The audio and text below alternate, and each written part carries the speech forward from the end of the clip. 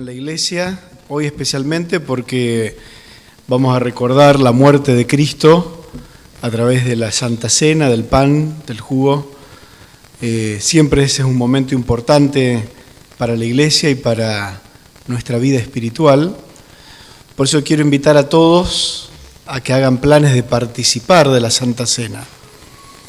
Como decimos, quizás para los que vienen por primera vez, o hay alguien que no conoce en profundidad por ahí alguno de los ritos que practicamos en la iglesia, la Santa Cena recuerda la muerte de Cristo.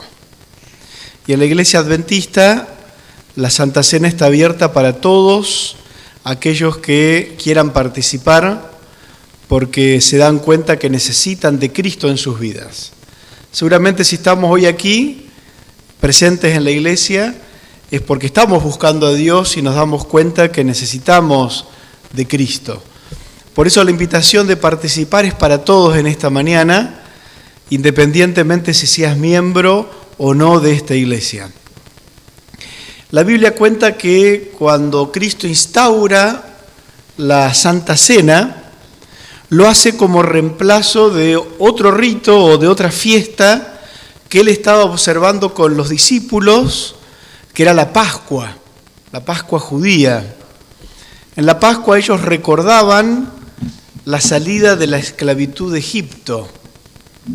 Y Cristo toma esa práctica, porque él iba a morir en la Pascua, lo toma como un recordativo ahora de la salida de los cristianos, ya no de la esclavitud de Egipto, sino de la esclavitud del pecado, ¿no? Egipto representa la vida del ser humano en pecado, y así como Dios libertó al pueblo de Israel de la esclavitud de Egipto con mano poderosa, un día Cristo, muriendo en la cruz, declaró a Satanás un enemigo vencido.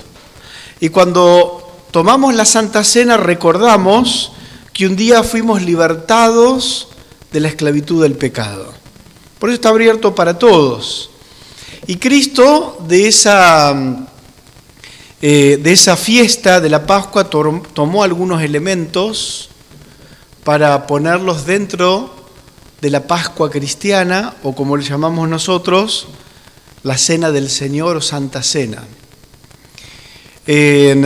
Tomó el elemento del pan sin levadura, que era parte de la comida que ellos tenían en la Pascua, y tomó el pan y les compartió a los discípulos diciendo: este es mi cuerpo.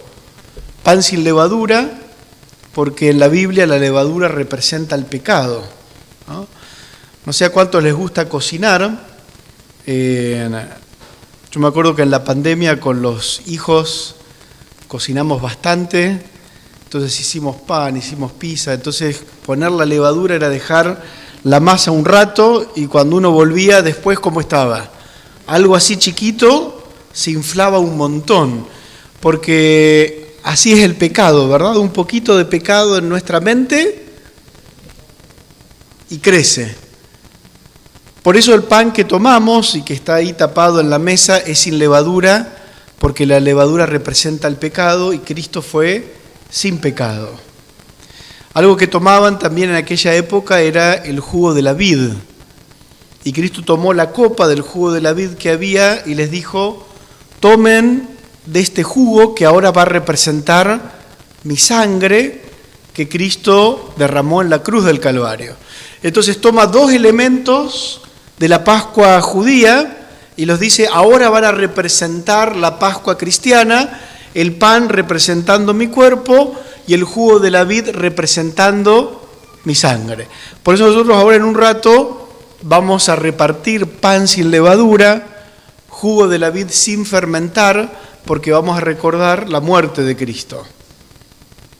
Pero previo a eso, Cristo instauró algo más que nosotros practicamos como parte de la Santa Cena, que era una costumbre que excedía a la Pascua, pero que practicaban los judíos siempre, que era el lavamiento de los pies. Cualquier visita que llegara a un hogar era recibido como una muestra de bienvenida.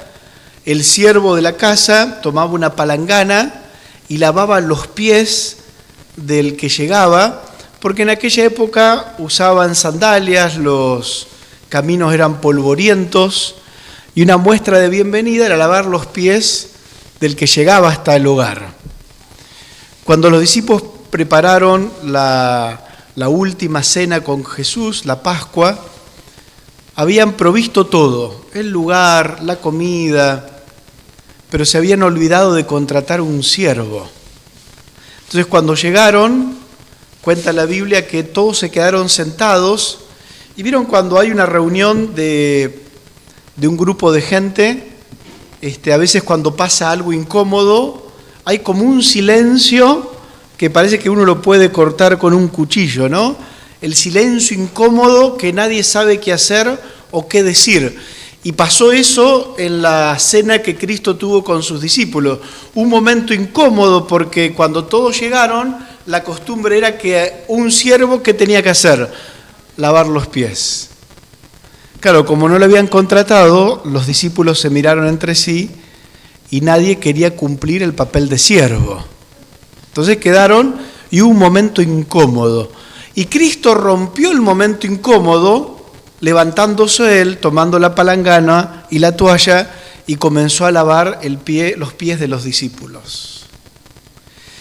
Y ese es el símbolo que utilizamos antes de la Santa Cena para mostrar el espíritu que Cristo quiere que como iglesia tengamos. Un espíritu de servicio, somos siervos, porque el Hijo del Hombre vino a servir y no a ser servido. Por eso a Cristo no le produjo nada raro el levantarse y tomar la palangana, porque Él había venido a servir. Pero otra cosa más representa ese espíritu de Cristo de tomar la palangana, la actitud de siervo, pero cuando comenzó a lavar los pies, todos los que estaban allí tenían algún pecado en el corazón. Había un pecado en común entre todos, que era el orgullo. ¿Por qué? Porque ninguno se había querido levantar a ser de siervo, ¿no? Entonces todos se miraban diciendo, no, yo a este no le voy a lavar, yo no me voy a levantar. Siempre ponemos el foco en Judas porque decimos, hasta Judas le lavó los pies, ¿vieron? Porque más fácil poner todo el peso del pecado en Judas y no en el resto. Ustedes saben que para la Biblia el peor de los pecados, ¿cuál es? El orgullo. Ese es el peor de los pecados. O sea, obviamente lo que pasó después con Judas lo coloca históricamente en un lugar muy incómodo. Pero el peor de los pecados es el orgullo, que todos lo tuvieron aquella noche. Por eso, el acto de Cristo de levantarse es un acto de servicio, pero también es un acto de perdón. Dios está dispuesto siempre a perdonarnos. Por eso nosotros, antes de comer el pan y el jugo, celebramos lo que llamamos el rito de la humildad. Nos lavamos los pies los unos a los otros. ¿Por qué?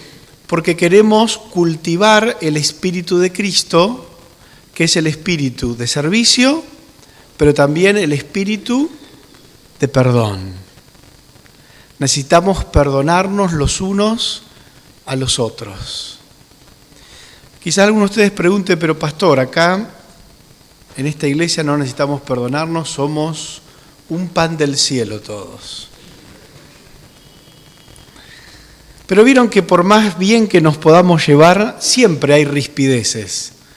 Porque donde hay gente, siempre hay una mirada diferente, hay algo que pasa. Porque así somos los humanos.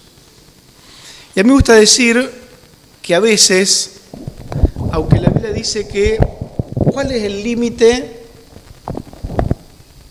que un cristiano tiene para estar molesto con otro?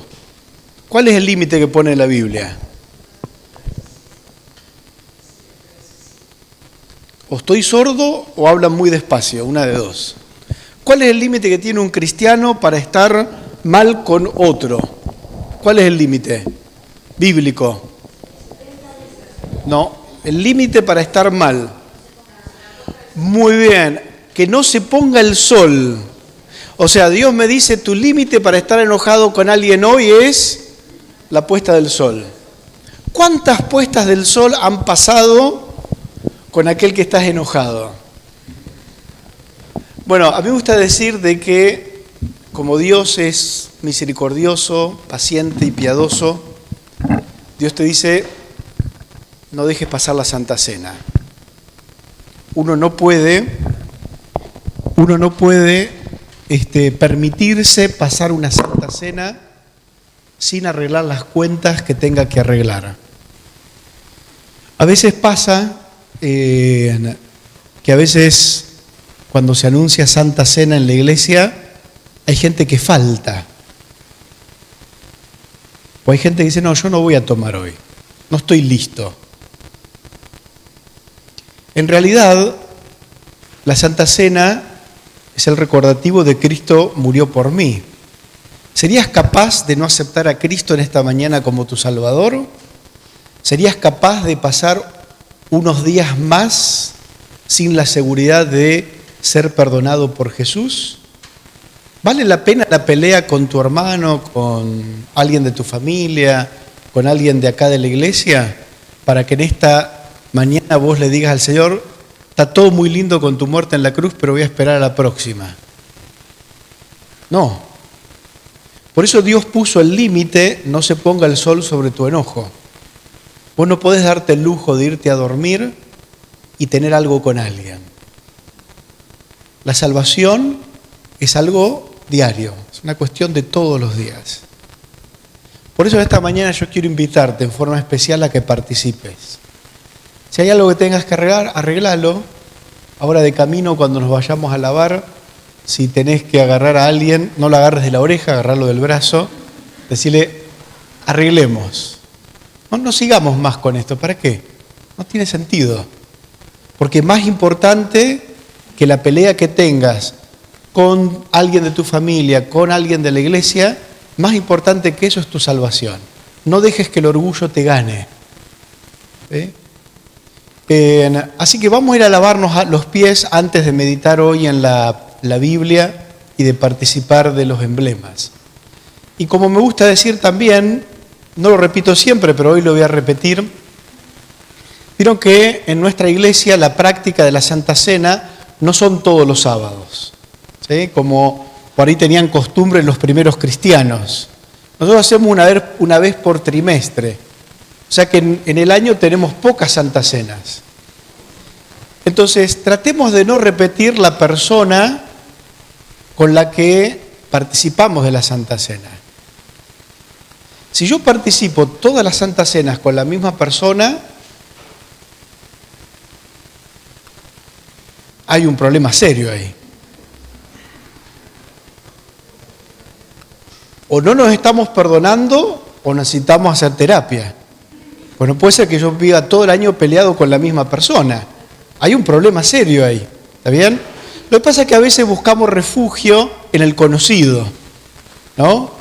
Yo no me voy a lavar los pies con cualquiera, dice uno. ¿Se habrá lavado los pies antes o no? ¿Tendrá hongos en los pies o no? Es un símbolo, mis hermanos, el lavamiento de los pies. No venimos a hacer el lavado profundo de los pies acá. Es un símbolo, pero es una buena ocasión ¿para qué? Para intercambiar entre hermanos, conocernos un poco más, ¿sí? El perdonarnos también tiene que ver con la indiferencia. Si yo siempre voy con la misma persona, tiene que ver con que estoy esquivando al resto de los hermanos. Entonces yo te animo, si ya en las últimas Santas Cenas repetiste quizás a tu esposo, a tu esposa o a algún hermano, cambia hoy. Es una forma de crecer en la cercanía con los hermanos de la iglesia. ¿Está bien? Vamos a ir a lavarnos los pies. Acá abajo hay, para los que no pueden subir, algún lugar, ¿sí? Por ahí los hermanos mayores que les cuesta subir las escaleras. Arriba tenemos para los caballeros, ¿verdad? Y atrás, en las damas, en el salón, ¿no? El salón de arriba, las damas, ahí arriba, ¿sí? Vamos a dividirnos donde nos toca y como solemos hacer, vamos a cantar el himno Abre tu corazón, y cuando comenzamos a cantar la segunda estrofa, ahí nos dividimos donde nos toca, y una vez que estamos listos, volvemos aquí que vamos a meditar en la palabra, y ya ahí vamos a participar de los emblemas. Vamos a ponernos de pie, vamos a cantar el himno que dice Abre tu corazón, y cuando comenzamos a cantar la segunda estrofa, ahí nos dividimos donde nos toca.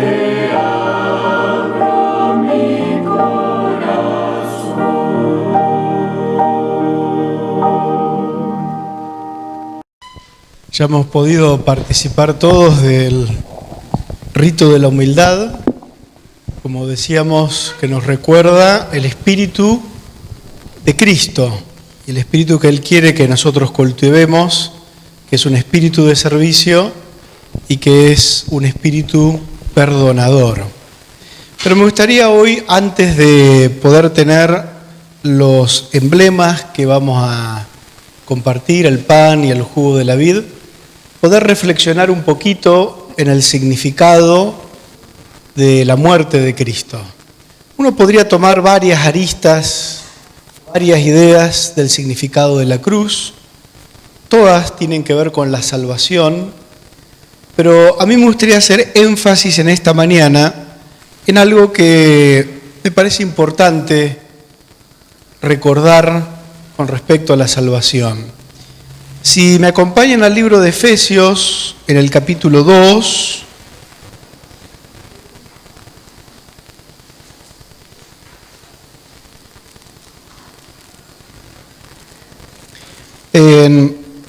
tenía preparado leer los 10 primeros versículos, pero no vamos a leer todo, vamos a leer algunos nada más. Dice versículo 1 y 2. O hasta el 3, dice, y Él os dio vida a vosotros cuando estabais muertos en vuestros delitos y pecados, en los cuales anduvisteis en otro tiempo, siguiendo la corriente de este mundo conforme al príncipe de la potestad del aire y el espíritu que ahora opera en los hijos de desobediencia, entre los cuales también todos nosotros vivimos en otro tiempo, en los deseos de nuestra carne, haciendo la voluntad de la carne y de los pensamientos, y éramos por naturaleza hijos de ira, lo mismo que los demás. A veces cuando leemos estas porciones de la Biblia, pasamos rápido el significado profundo que tienen.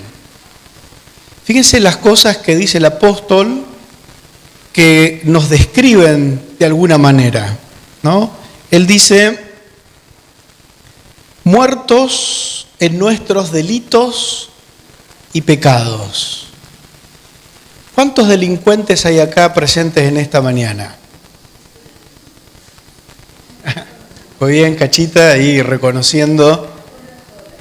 Vieron que hay palabras que a veces uno las usa, pero no las vive. Dice, yo delincuente no. Yo le voy a presentar a algún delincuente, pastor, me van a decir. Pero la Biblia utiliza ciertas palabras que a veces para la época que nos toca vivir, uno no se siente identificado. Pero la Biblia las utiliza. Fíjense otra de las cosas que dice, ¿no? En otro tiempo, los deseos de nuestra carne, haciendo la voluntad de la carne y de los pensamientos. Bueno, acá podemos sentirnos un poquito más identificados en los deseos de la carne, pero tenemos un límite con los deseos de la carne nosotros. Si estamos hoy sentados aquí, nadie confesaría lo inconfesable delante de todos, porque entendemos que tenemos deseos carnales, porque la Biblia pone dentro de los deseos carnales todos los malos pensamientos. Ahora, mis malos pensamientos son malos, pero no tan malos. Eso es lo que por lo general sentimos. Y remata aquí Pablo diciendo, por naturaleza somos hijos de ira. Yo no sé cuántos se identifican con esto. Claro, a veces uno cuando compara su vida con lo que ve en las redes o en los noticieros, que son especialistas en mostrarnos la decadencia humana y lo peor de la naturaleza humana, a veces uno se siente distante de eso. Pero para Dios no hay distancia en el pecado. El pecado más chiquito y menos reprobable que vos pienses está para Dios en la misma altura que el pecado más horrible y terrible que vos puedas pensar. Porque en definitiva todo pecado me separa ¿de quién? De Cristo. Por eso Dios utiliza palabras que a veces son fuertes, hijos de ira, delincuentes, mentes carnales que piensan barbaridades.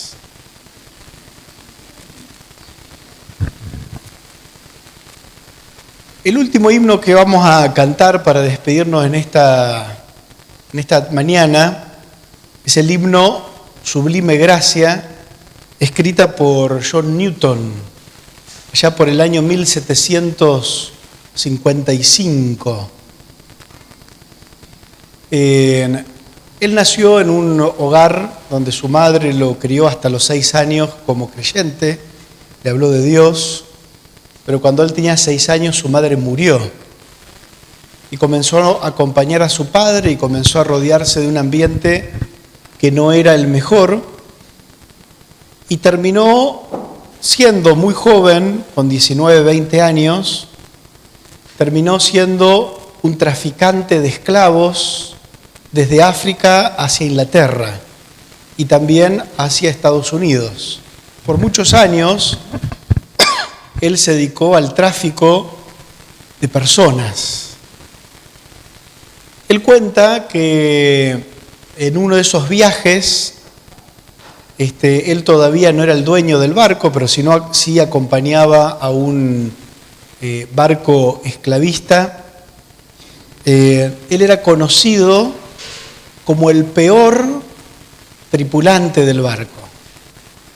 ¿Por qué? Por su forma de comportarse y su forma de hablar. Dicen que ni el capitán hablaba tan mal como él hablaba. Y dice que en uno de esos viajes se desata una terrible tormenta que parecía que todos iban a perecer hundidos en ese barco por la tormenta. Y cuenta John Newton que él ahí se acordó de lo que su madre le había enseñado de pequeño, la importancia de confiar en Dios, y oró a Dios.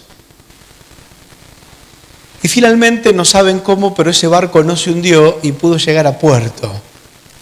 Y entonces a partir de ese momento hubo un cambio en la vida de John Newton. Pero el cambio en la vida de él fue lento, porque él dejó ese barco, pero puso su propio barco negrero y traficaba esclavos, él también. Pero dice que a medida que pasaba el tiempo y él comenzaba a buscar más a Dios, comenzó a darse cuenta de lo terrible que era su vida. Y un poco lo explica acá Pablo, ¿no? Delincuentes. pensamientos carnales, hijos de ira. Claro, John Newton no había entendido la gravedad de lo que él estaba metido, porque los seres humanos nos acostumbramos al pecado, y siempre el peor pecado es el del otro, no es el mío. Y a veces uno necesita tiempo con Dios para comprender la indignidad de la cual Dios me tiene que sacar. Y esto le fue pasando, y durante varios años John Newton fue creciendo en su conocimiento de la palabra, hasta que un día se dio cuenta que ya no podía seguir conviviendo entre buscar a Dios, asistir a la iglesia y ser un traficante de esclavos. Él cuenta que le producía asco su propia persona, hasta que finalmente deja el trabajo y se convierte en un activista para abolir la esclavitud en Inglaterra. Pero no solamente le sucede eso a John Newton. Él cuenta que él sigue interesado en las cosas de Dios, se comienza a preparar, en ese tramo se termina casando y comienzan a abrir su casa con su esposa para que la gente venga a estudiar la Biblia. Y le ofrecen, y él termina como pastor anglicano. Y en ese momento, en sus principios como pastor anglicano, que él escribe el himno que nosotros vamos a cantar al final, Sublime Gracia, ¿no? Que siendo yo un pecador, el Señor me rescató. Pablo dice, si bajamos un poquito en la lectura, vamos a saltar algunos versículos, versículo 8, dice, porque por gracia sois salvos, por medio de la fe, esto no de vosotros, pues es don de quién, dice, de Dios. Pablo dice, la salvación es por gracia. La palabra que se traduce del original como gracia podría ser traducido también como regalo. ¿Les gusta recibir regalos a ustedes? La cara de algunos cuando dije regalo. Pero vieron, especialmente se ve cómo nos gustan los regalos en los niños. Yo me acuerdo cuando mis chicos eran chicos y comenzaba a acercarse la fecha de su cumpleaños, cuando los visitaban los abuelos, los tíos, les decía, tal fecha cumplo años. ¿Qué estaban diciendo? No es que vengan a mi fiesta, no te olvides del regalo. Porque todo en algún sentido, por una u otra razón, porque es mi cumpleaños, porque es la fecha de tu aniversario, todos creemos que merecemos recibir ¿qué cosa? Regalos. Para nosotros regalo es que nosotros no lo paguemos. Excepto si es el día del padre o la madre, lo pagás vos y te lo dan tus hijos, pero ese es otro tema. ¿No? Pero el regalo para nosotros es que yo no lo tengo que pagar, pero yo me lo merezco. Cuando Pablo dice, por gracia sois salvos, por regalo sois salvos, la palabra que utiliza es una palabra que significa don inmerecido. Regalo inmerecido. Eso es lo que significa la palabra original que se traduce allí como gracia. Regalo inmerecido. Yo cuando tengo mi cumpleaños, yo espero regalo, porque creo que me lo merezco. Pero cuando Dios me dice, yo tengo un regalo para vos, es un regalo inmerecido, no te lo mereces. Vos no tendrías que recibir nada, pero yo te voy a dar un regalo. John Newton, cuando escribe el himno que vamos a cantar, habla de esa gracia inmerecida. Yo era un ciego, pero ahora veo. Yo era un pecador, pero vos me perdonaste. Porque, digamos la verdad, ¿qué regalo pensaríamos nosotros para un traficante de esclavos? Ese no se merece nada. Yo sí, pues soy un buen tipo, el Señor tendría que darme la salvación. Pero la Biblia dice que lo que nosotros vamos a hacer ahora en un ratito, comer del pan y del jugo recordando la muerte de Cristo, es un regalo que no merecemos. estamos tan hundidos en el pecado que no lo merecemos. John Newton sufrió durante años esta idea que él no podía sacar de su cabeza. ¿Cómo puede ser que yo esté buscando a Dios, vaya a la iglesia, pero estoy metido en el tráfico de seres humanos? Hasta que un día finalmente cortó. Pero cuando cortó, seguía yendo y diciendo, yo soy un miserable, yo no merezco nada. ¿Cómo Dios puede recibirme? Y Satanás es un experto de entrar en la mente humana y no importa de dónde Dios quiera sacarte, puede ser de lo más profundo del pecado, como podemos decir un traficante de esclavos, o puede ser solamente malos pensamientos que nadie conoce, solamente vos, ni siquiera tu esposa, ni siquiera nadie muy allegado a vos conoce lo sucio que está tu mente. Pero Satanás sabe lo que ha puesto, cómo te ha tentado, y cuando Dios se acerca a tu vida, te hace sentir, vos no mereces nada, el regalo no es para vos. No importa en qué situación del pecado, no importa en qué medida humana del pecado te encuentres, siempre Satanás te va a hacer sentir que vos no mereces nada de parte de Dios. Por lo tanto, la muerte de Cristo no es válida para vos. Pero lo grande del Evangelio, las buenas nuevas, es que la salvación es para el pecador. No importa en lo profundo que vos te encuentres del pecado, no importa que el pozo sea tan profundo que no haya nada de luz, no haya un rayo de luz que llegue, Cristo te dice en esta mañana, yo quiero regalarte algo que no mereces, pero yo quiero dártelo, la salvación. Por eso en el título, si ustedes leyeron el boletín, el título de esta mañana era Solo Gracia, que era uno de los emblemas de la Reforma Protestante, solo gracia. En la Biblia estaba anunciado, en la profecía de la Biblia, podemos leerlo ahí en Daniel capítulo 7, ya estaba anunciado con siglos de anticipación lo que iba a ocurrir en la tierra.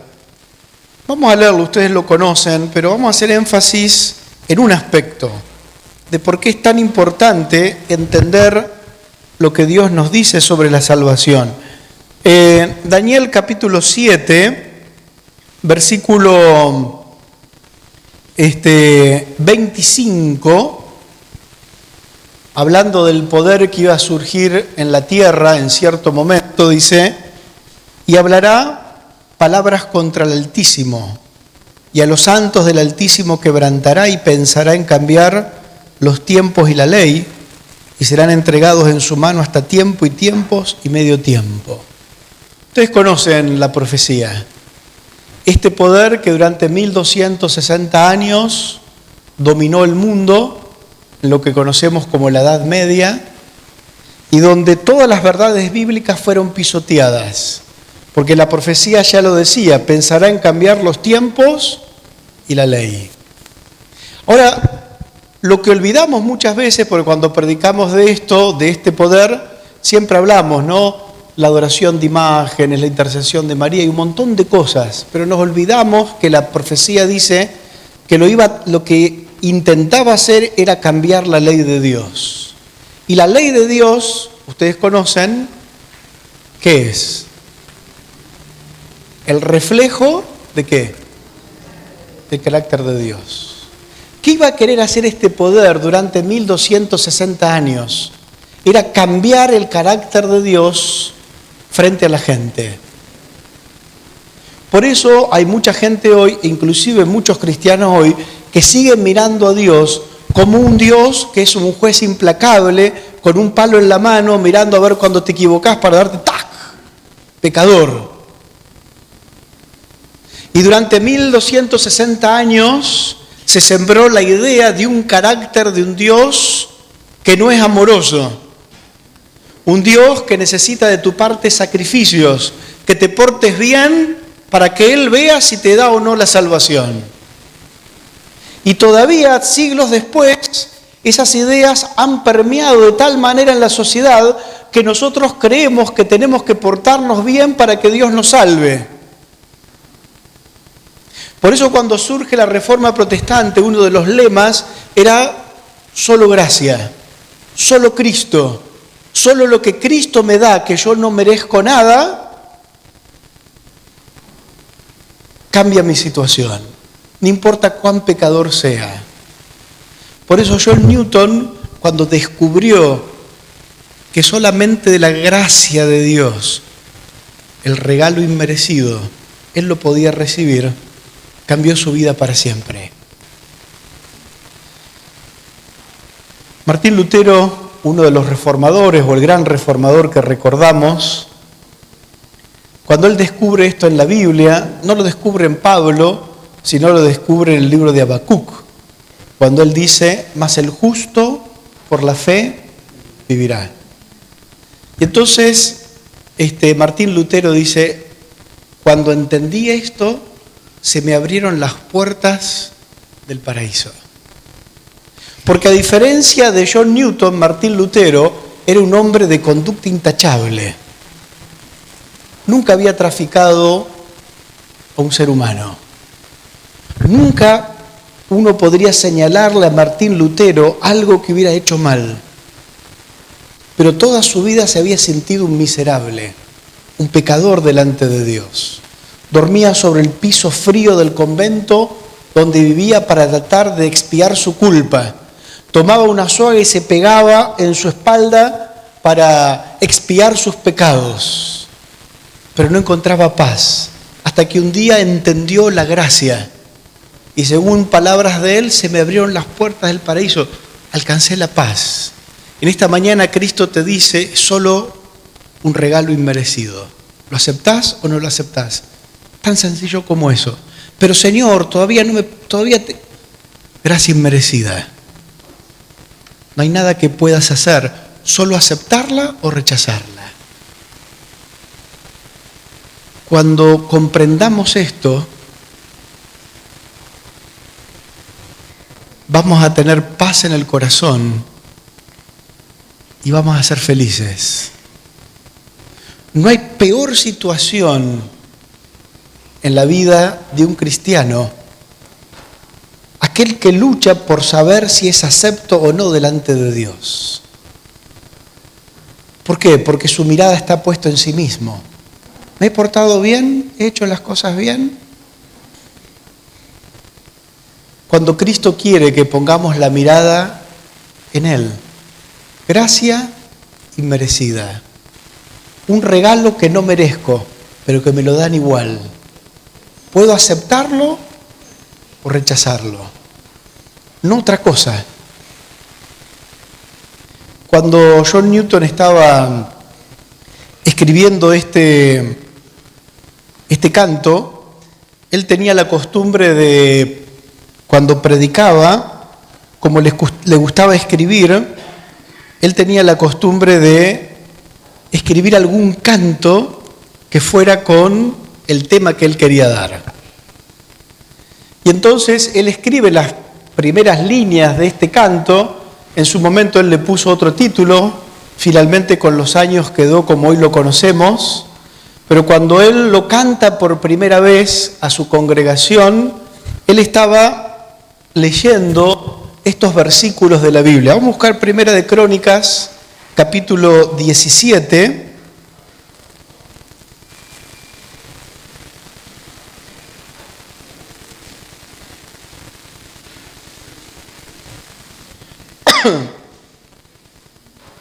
Y los dos versículos que él usó aquel momento hablaban de David. ¿Sí? Y fíjense lo que decía de David. Versículo 16 y 17. Y entró el rey David y estuvo delante de Jehová y dijo, Jehová Dios, ¿quién soy yo? ¿Y cuál es mi casa para que me hayas traído a este lugar? Y aún esto, oh Dios, te ha parecido poco, pues que has hablado de la casa de tu siervo para tiempo más lejano, y me has mirado como un hombre excelente oh Jehová, Dios. David, ¿ustedes se acuerdan de David? ¿Cuántas hermanas quisieran a David como el esposo de sus hijas? Tener ganas, ¿eh? Pero la Biblia termina diciendo de David, un hombre conforme al corazón de Dios. Y David entendió esto, por eso le dice a Dios en estos versículos que leímos, ¿quién soy yo, Señor? ¿Qué viste en mí? Soy un pecador, no soy nada. Pero fuiste tan bueno conmigo que mi nombre queda para la posteridad. ¿Por qué? Porque de la descendencia de David, ¿quién iba a nacer? Jesús. ¿Quién soy yo? Gracia inmerecida. Si Dios pudo rescatar a David y de David hacer descender al Mesías prometido, si Dios pudo tomar a John Newton y sacarlo del pozo del pecado donde estaba y darle una vida mejor y convertirlo en un predicador, ¿no podrá hacer Dios lo mismo con vos y conmigo? Gracia inmerecida.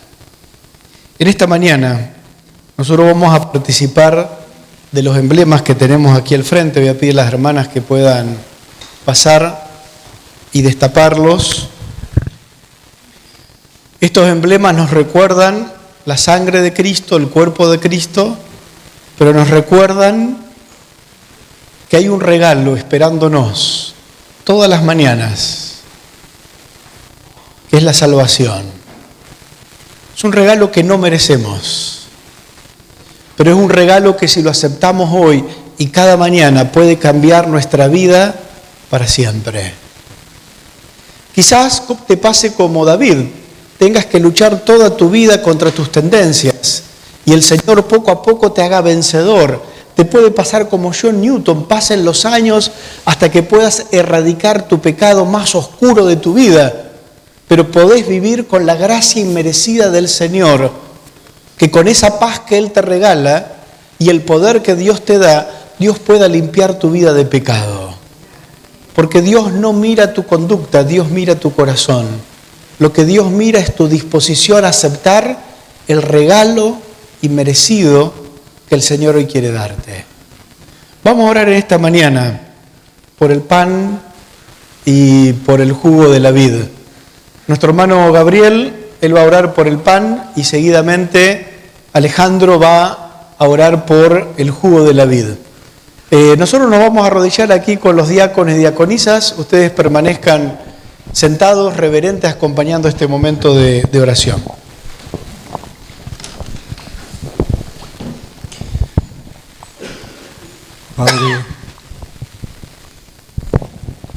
Padre, gracias por esta posibilidad que nos das de participar, Señor, de este rito que nos recuerda la muerte de Cristo y a través de la cual alcanzamos salvación.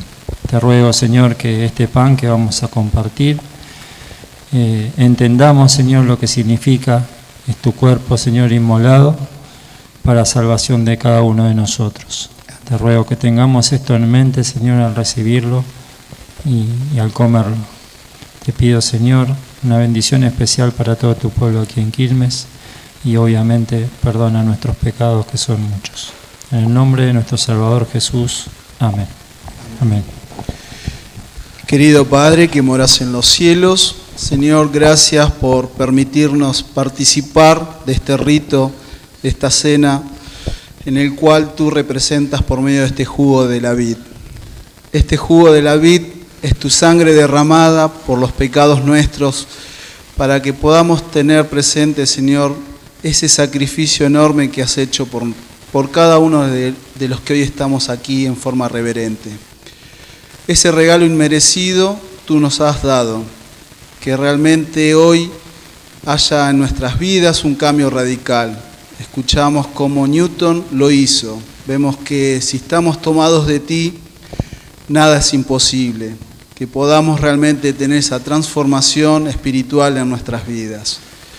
Aprovechemos este tiempo de gracia que nos dejas para cambiar dejar todo atrás, que nada nos separe esta comunión diaria contigo.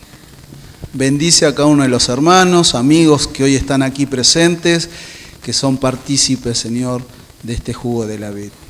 Queremos pedir perdón por nuestras faltas y lo hacemos en el nombre de Jesús. Amén.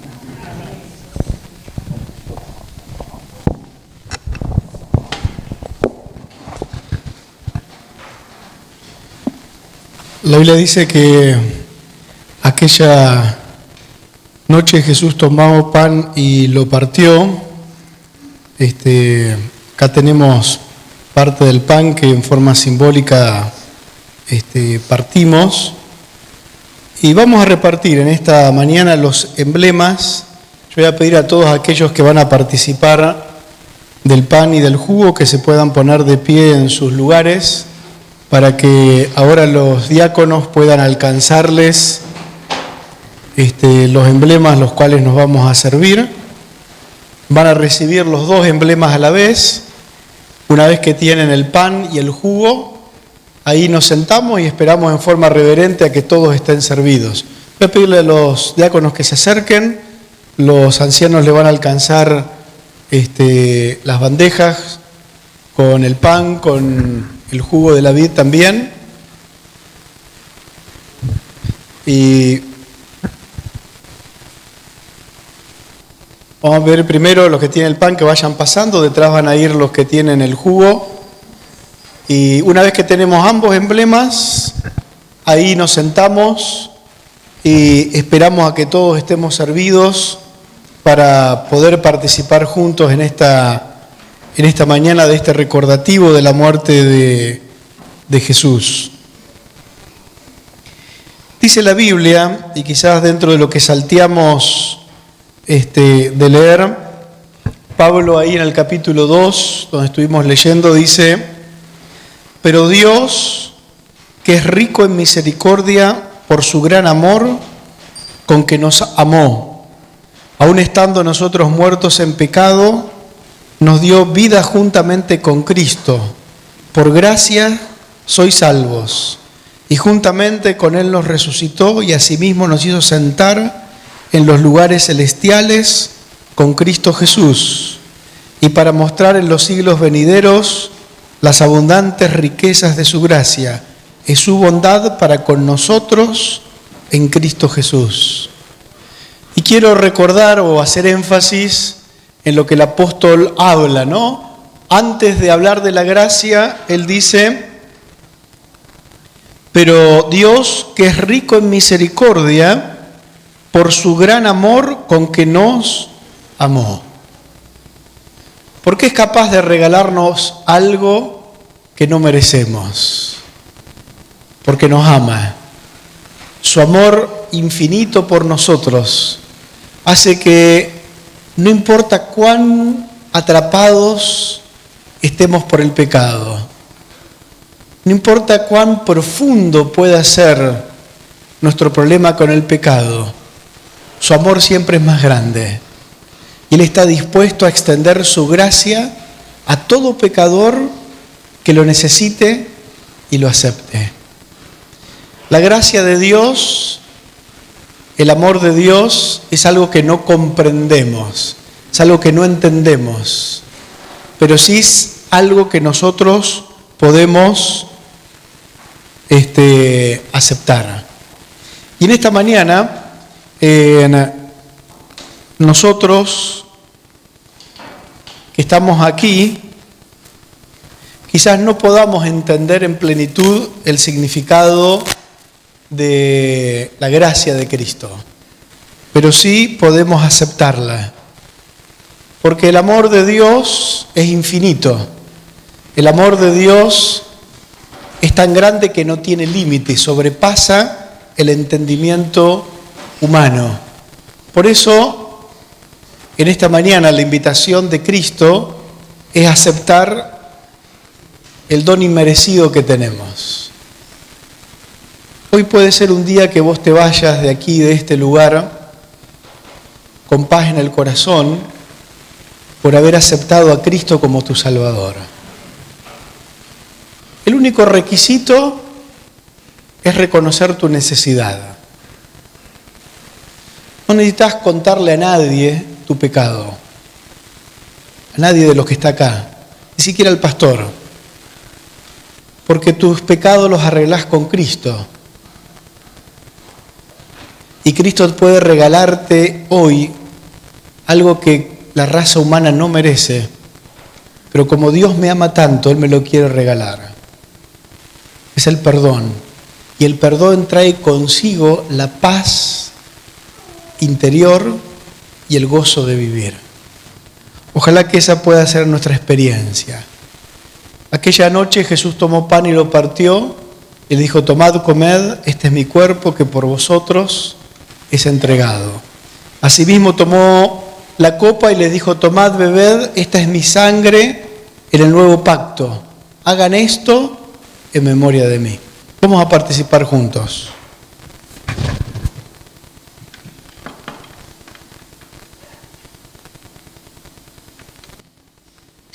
El apóstol Pablo dice que cada vez que comemos de este pan y bebemos de esta copa, la muerte de Cristo anunciamos hasta que Él venga. Recién tuvimos una mirada al pasado, a la cruz. De la cruz emana la gracia, el regalo inmerecido. Pero hoy Cristo quiere que nos vayamos con la mirada puesta en el futuro cercano, en su segunda venida. Nos estamos preparando para el encuentro con Jesús. Hombres y mujeres perdonados solo por gracia de Dios, pero felices porque podemos estar caminando juntos hacia el reino de los cielos. Ojalá que esa pueda ser nuestra experiencia en esta mañana. Voy a invitar a los diáconos que se acerquen una vez más. Van a pasar a buscar las copitas con las cuales nos hemos servido en esta mañana. Y mientras ellos recogen las copitas, ya que estamos hablando de la muerte de Cristo, tenemos por delante como iglesia Semana Santa, ¿sí? Que es un momento donde la cristiandad recuerda la muerte de Cristo. Y es un buen momento para predicar. Así que en estos días, de parte de la iglesia, se va a estar fomentando que podamos abrir nuestros hogares para hacer grupos pequeños e invitar a nuestros vecinos para el recordativo de Semana Santa y allí tratar de encontrar gente deseosa de estudiar la Biblia, ¿sí? Así que quiero poner esto en tu corazón para que puedas orar y quizás ofrecer tu casa o juntarte con un hermano que vive cerca y decir, bueno, ¿qué casa ofrecemos para que en esta zona de Quilmes pueda ser predicado en Semana Santa el Evangelio? Y de esta manera nos vamos a estar preparando no solamente para los días que se recuerde aquí en la iglesia. Nosotros vamos a tener un revive especial con el pastor Razo hacia final del mes de abril, ¿sí? Así que tenemos por delante un desafío evangelístico muy lindo como iglesia, así que animamos a todos a ser parte de este movimiento evangelístico como iglesia de Quilmes. Vamos a cerrar cantando con entusiasmo en nuestra Santa Cena este himno Sublime Gracia, del cual charlamos un poquito en la meditación, y vamos a ponernos de pie para cantarlo.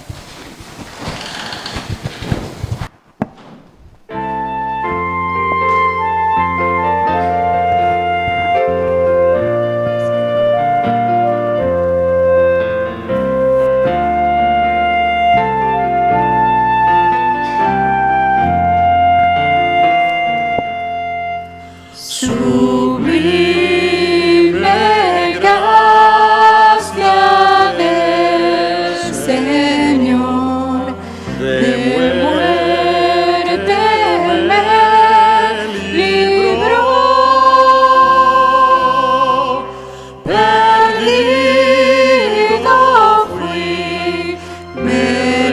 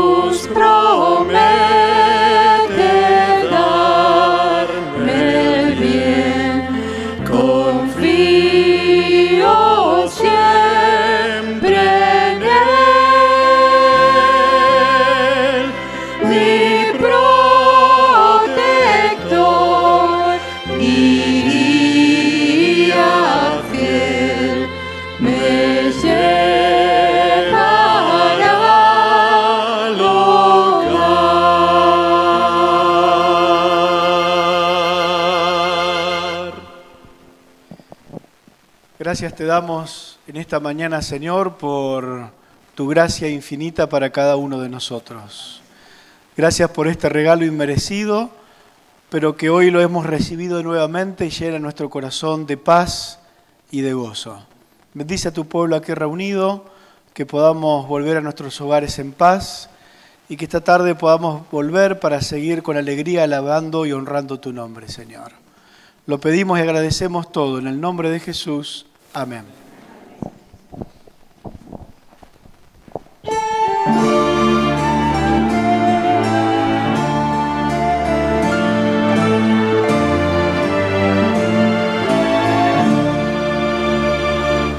Que Dios te